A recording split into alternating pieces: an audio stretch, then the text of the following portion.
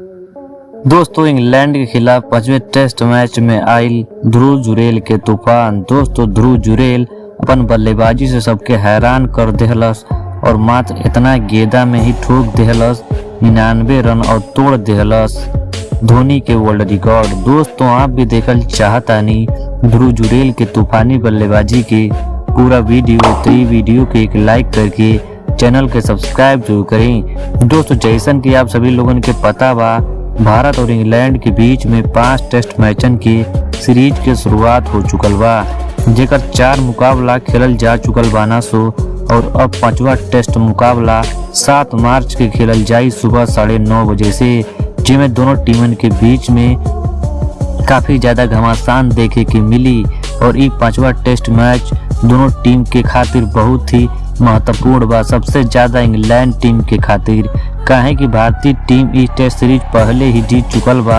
और 5वां test match शुरू होके से पहले हमनी के मैच प्रैक्टिस के दौरान हमनी के मैदान पर तूफान देखे के मिलल ध्रुव जुरेल के। दोस्तों ध्रुव जुरेल 5वां टेस्ट मैच से पहले प्रैक्टिस करत रहना मैदान में, जिसमें वो अपन बल्लेबाजी से कहर मचा देना और खूब चौका और छक्का लगौना और मात्र 26 गेंदा में ठोक देना 99 रन और अपन पारी के दौरान लगा देना 15 को छक्का।